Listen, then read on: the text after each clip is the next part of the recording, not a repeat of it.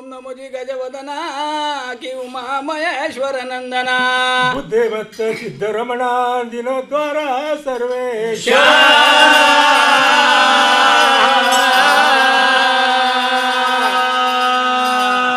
गौरीचा वरद बाळ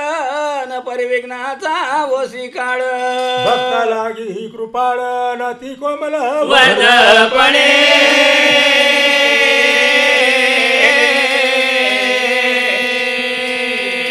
सकळ जनाचा ईश की नाव तुझे गणेश उमा महेश स्वरूप तुझे विरवेदा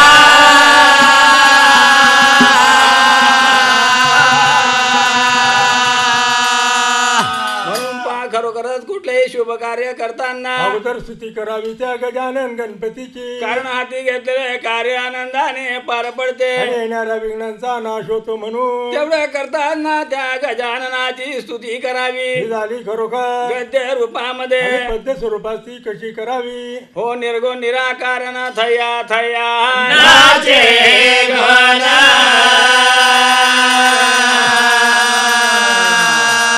निर्गुण निराकार न थया थया नाचे घना जेच्या बाळानं तुला भक्ताचे नमन स्तुती झाली खरोखरच गद्य रूपामध्ये आणि आता पद्य स्वरूपात आणि त्या गजाननाची प्रार्थना कशा प्रकारे करावी कशा प्रकारे हो बरं करुणा प्रतिमा गण केला तयार त्याला बसवले चौरंगावर प्रतिमा गण केला तयार त्याला बसवले चौरंगावर त्याला बसवले चौरंगावर त्याला बसवले चौरंगावर बसवले चौरंगावर त्याला बसवले चौरंगावर बसवले चौरंगावर निराळे तुझे अवतार निराळे तुझे अवतार निराळे तुझे अवतार निराळे तुझे अवतार आठीरावर कसा लावशे दूर कसा लावते दूर कसा लावशे दूर आठीरावर कसा लावते दूर कसा लावते दूर लावते दूर देवाला पडला चक्कर त्याला बसले चौरंगावर त्याला देवाला पडला चक्कर चौरंगावर देवाला पडला चक्कर त्याला बसले चौरंगावर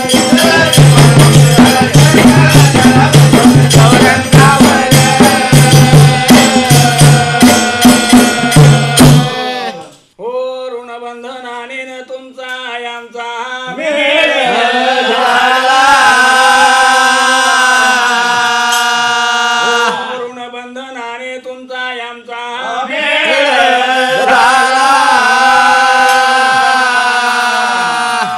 उन्हानं होती भेटीन याद्यातून जरा जीव गेला उन्हानं होती भेटीन याद्यातून जरा जीव गेला हो अनुरुद्धासी म्हणे बाणासुर न शंकित झाले माझे अंतर द्रौपदीशी पाच भ्रतारण कैसे झाले सांगे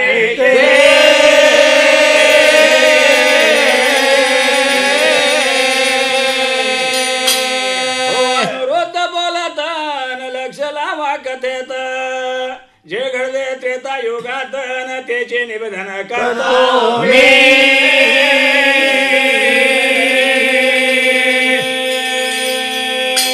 हो बाणासुराच्या मनामध्ये शंका निर्माण झाली आणि त्याने खरोखर विचार केला आणि त्या अनुरुद्धाला हात जोडले विनंती केली की हे अनुरुद्धा खरोखर माझ्या मनात शंका निर्माण झाली की त्या द्रौपदीला मला पाच पती कसे मिळालेले आहे आणि त्याविषयी माझे मनाचे समाधान करावे मग त्या अनुरुद्धाने आणि त्या बाणासुराला तरी त्या खरोखर द्रौपदी विषयी आणि काय सांगितले बरं तेव्हा त्या अनुरुद्धाने सांगितले की बाणासुरा त्रेता युगामध्ये घडलेली हकीकत आहे आणि तिला आता निवेदन करतो लक्षपूर्वक कथा श्रवण करावी. म्हणून मग तेव्हा त्या अनिरुद्धाने आणि काय सांगितलं त्या बाणासुराला हकीकत तरी काय सांगितली. काय सांगितली बरं ओ श्रोते सज्जन बसले सभेत येथून गाण्याला झाले सुरुवात.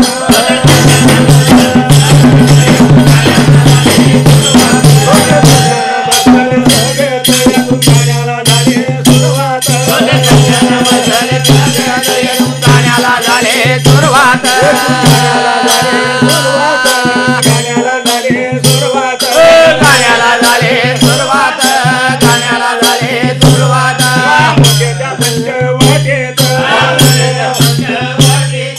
मोठ्याच्या पंचवटीत सीतापती सांगतेत लक्ष्मणाचं येत. सीतापती सांगतेत लक्ष्मणाचं येत.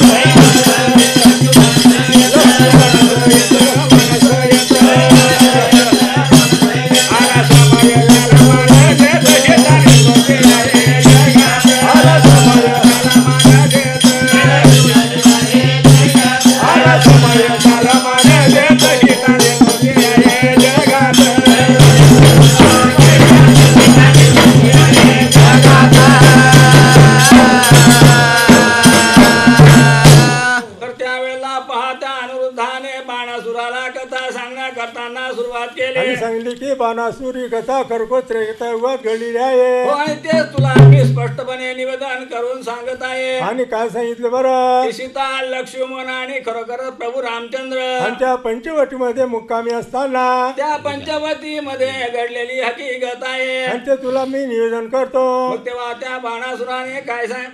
अनिरुद्धाने बाणासुराला काय काय सांगितले बरं हो एके दिवशी रघुनंदन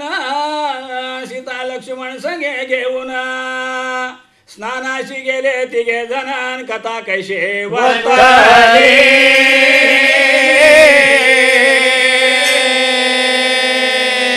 हो स्नान करून तिघे जण तिरे बसले येऊन प्रभू बोले सीते कारण फळ आहे स्वादिष्ट.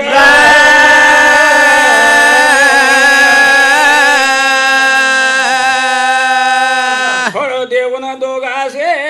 न राम बसले भोजनासे. हो कथा वर्तले कैसे न सीतेशी फळ संग्रह करावे.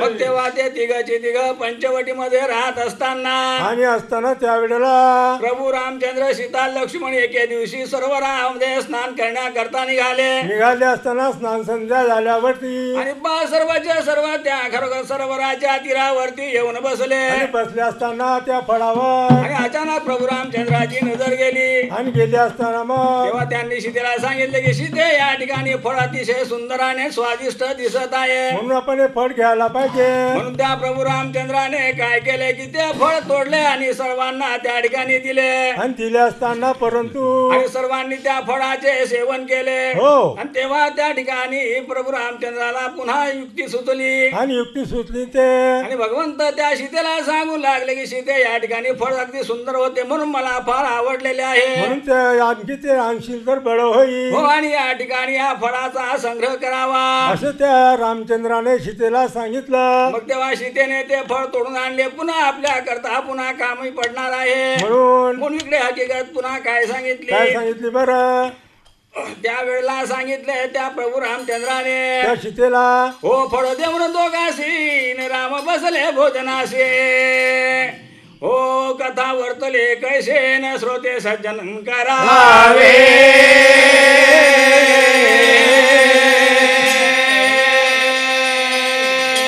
त्यावेळेला सर्वांनी फळाचे सेवन केले असताना त्यावेळेला मग भगवंताने काय केले बरं सर्व भोजनाला बसले. हो त्यांचं भोजन झाल्यावरती भगवंताच्या मनात विचार निर्माण झाला. आणि पुन्हा त्या सीतेला काय म्हणतात हो भोजन करून राम झाले तृप्त आले कल्पना मागे पाहत.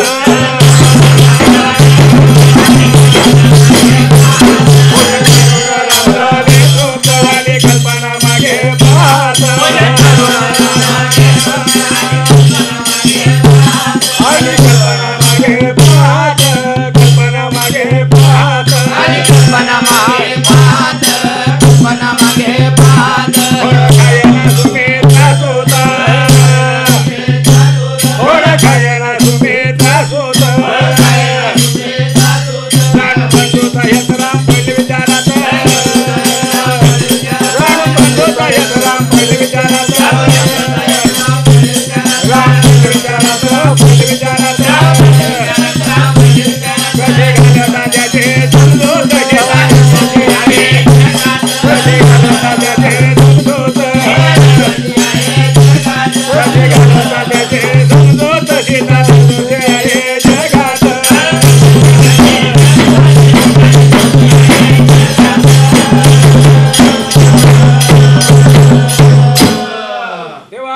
रामचंद्राच्या मनात विचार आला की आपण सर्वांनी जेवण केलेले आहे म्हणून आणि या ठिकाणी खरोखर लक्ष्मणाकडे ओढून पाहिले आणि तो लक्ष्मणाने काही फळ खाल्लं नव्हतं भगवंताच्या मनात चिंता निर्माण झाली आणि त्याने विचारलं त्या लक्ष्मणाला काय विचारले खरोखर लक्ष्मणा हो प्रभू बोले लक्ष्मणा कारण तू फळ ना करसी का भक्षण हो रेक्षीन याला म्हणून वनोवनी फिरता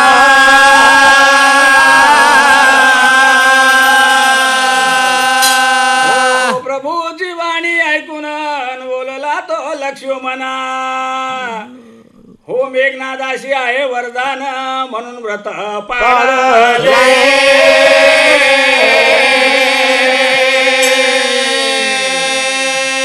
हो भोजन निद्रा रहित जो राहील 14 वर्षापर्यंत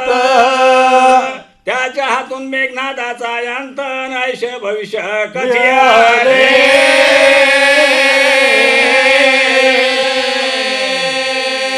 हो ऐसे जाणून व्रतधारीन प्रभू समजले अंतरे हस्त ठेवून मस्तकावरेन आशीर्वाद दिला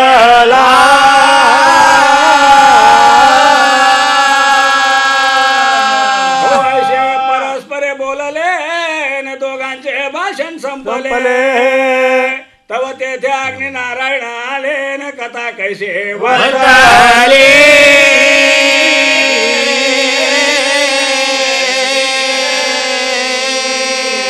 त्यावेळेला पहा भोजन संपले त्या लक्ष्मणाकडे भगवंताने ओढून पाहिले त्या लक्ष्मण फळ खात नव्हता तेव्हा भगवंताला चिंता निर्माण झाली आणि त्या लक्ष्मणाला विचारलं की बाबा तू काही फळ भक्षण करत नाही तेव्हा भगवंत त्यावेळेला रामचंद्र सांगू लागले तू आमच्या बरोबर वनामध्ये फिरता आणि तुला तरी राग आला असेल थकलेला असेल तू म्हणून त्या वेळेला असे सांगितल्यावरती त्या लक्ष्मणाने सांगितलं की महाराज तसं काही खरं नाही मग तेव्हा लक्ष्मणाने भगवंताला उत्तर दिले की त्या खरोखर मेघनाथाला वरदान आहे की 14 वर्षापर्यंत भोजन आणि निद्रा आणि जो करणार नाही हो त्याच्या हातून त्या मेघनाथाचा अंत होणार आहे असं त्या मेघनाला वरदान आहे त्याच्यामुळे भगवंता मी या ठिकाणी फळ भक्षण केले नाही असं त्या लक्ष्मणाने भगवंताची समजूत घातली आणि एवढंच नव्हे तर 14,000 वर्षापर्यंत मी निद्रा करत नाही असं असे त्यावेळेला लक्ष्मणाने भगवंताची समजूत केली रामचंद्राची समजूत केल्यावरती मग तेवढ्यामध्ये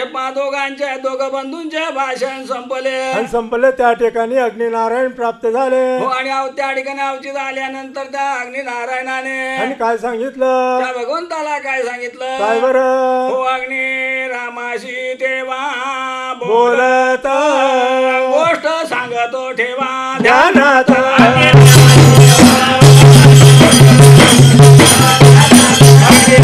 तेव्हा बोलत गोष्ट सांगतो ठेवा ध्यानात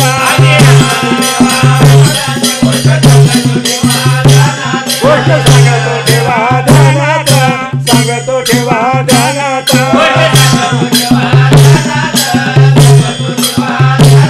कोणाकडे ना कर्म संवेद कोणाकडे ना कर्म संकेत पुढे होणारे माताग्नी देव सांगता पुढे होणारे माताग्नी देव सांगता अग्निदेव सांगता देव सांगता अग्निदेव सांगता राम लक्ष्मण सीता ऐकत राम लक्ष्मण सीता ऐकत राम लक्ष्मण सीता ऐकत शेजारी दोषी आहे जगात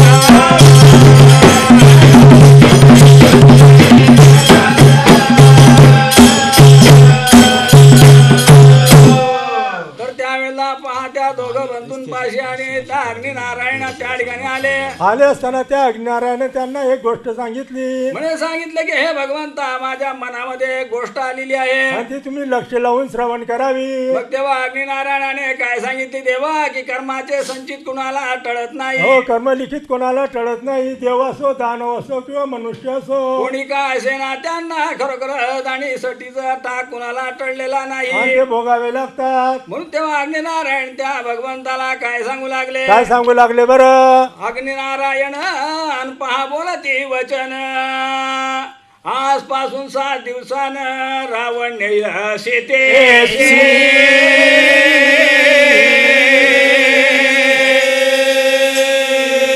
हो जे लिहिलं संचिती ते ना चुके कल्पांते हो जतन करावा सीता सतीन ऐसा बोले ब्राह्मण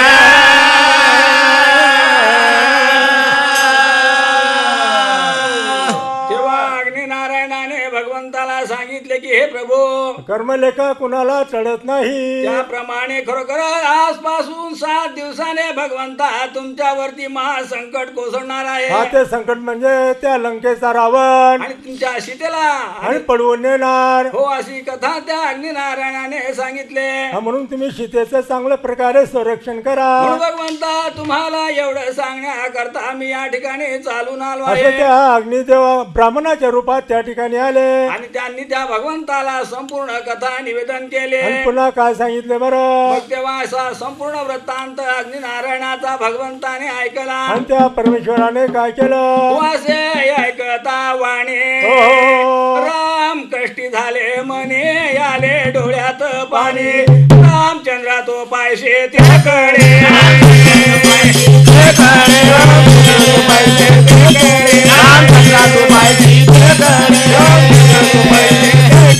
आले संकट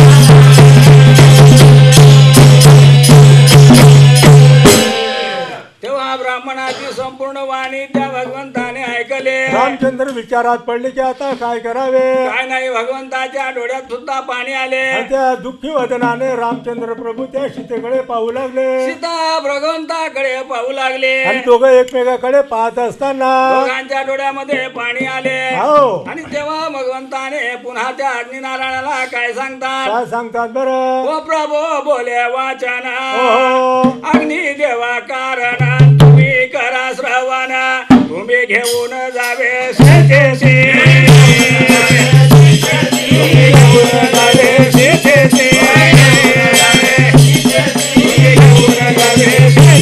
छाया शेताचे देवा माझ्या पाशी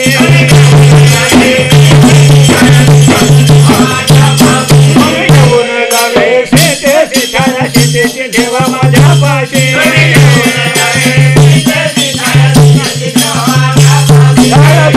देवा माझ्या पाशी शेतीचे देवा माझ्या पाशी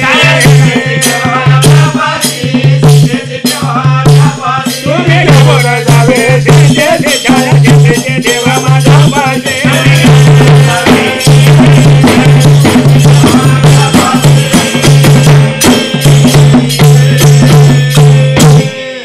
त्या भगवंताच्या डोळ्यात आणि सीतेच्या डोळ्यात आणि पाणी वाहू लागले दोघांच्या डोळ्यामध्ये अश्रुधारा वाहू लागल्या भगवंताने हात जोडला अग्निनारायणाला की हे प्रभू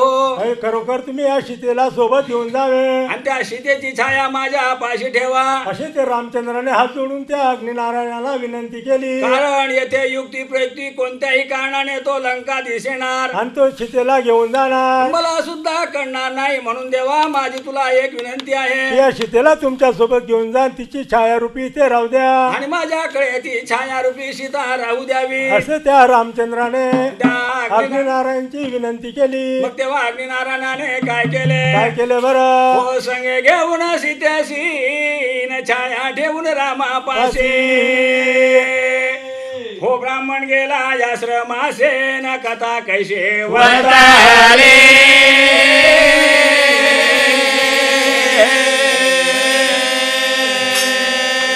इकडे त्या पंचावटीवर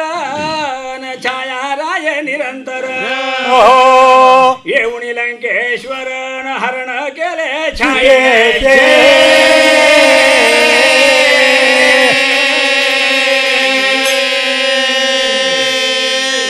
भगवंताच्या सांगितल्याप्रमाणे ते अग्निनारायण सीतेला घेऊन गेले कोणी त्या सीतेची छाया मात्र प्रभू रामापाशी ठेवून दिली असताना आणि इकडे आनंदाने भगवंत पंचवटीवरती त्या छायारूपी सीतेसह राहू लागले राहत असताना पुष्करचे दिवस होऊन गेले पुष्कळ नाही तर 7 दिवस झाले हो. आणि मग त्यावेळेला पुन्हा त्या अग्निनारायणाच्या सांगितल्याप्रमाणे त्या रामचंद्रानं आणि मग हकीकत तरी काय झाली कशी झाली बरं पुन्हा भगवंतावरती संकट तरी कसे कसे आले आले त्या लंकाधीशानं हो सीतेचे हो जानन त्यांनी केले हाराना जाऊन लंकेवर केले आक्रमण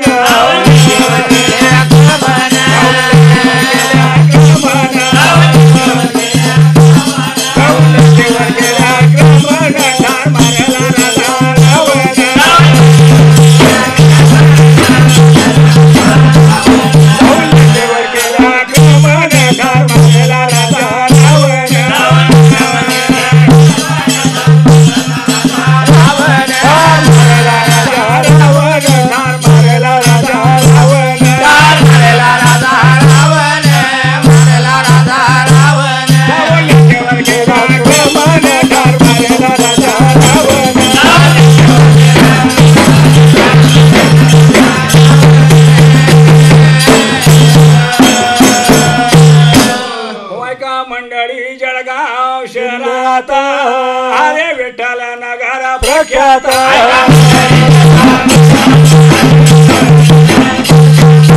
मंडळी जळगाव शहरात हरे विठ्ठल नगर प्रख्यात हरे विठ्ठल नगर प्रख्यात हरे विठ्ठल नगर प्रख्यात